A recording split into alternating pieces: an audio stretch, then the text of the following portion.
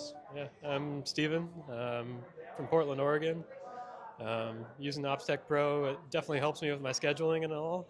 And once I have a bigger team with me, it'll definitely help with the sort of PM and projects for them and keeping them busy as well. Steven, let's stay in touch. You know, as you heard today on our presentation, we like to provide one-on-one training via Zoom call and help you. I know you're a good user already, but we can help you understand even deeper how to use the system. So you have that support at OpsTechPro.com where you can contact us and schedule a one-on-one Zoom call so we can assist you.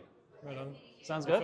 If I could get it more integrated with the team, if I could get the front desk using it and everybody using it. Where we have all the goodies for the front desk, all the modules that will be very, very interesting to them, from starting, from counting cash to doing front desk log, to do front desk checklists, lost and found. Some of the things that It's all in, yes. I was like, that's going to be very valuable, and we'll get much more buy-in. Absolutely. Let's work on that together. Did I punch your ticket? Yes, I did. Yes. It's been very helpful for me.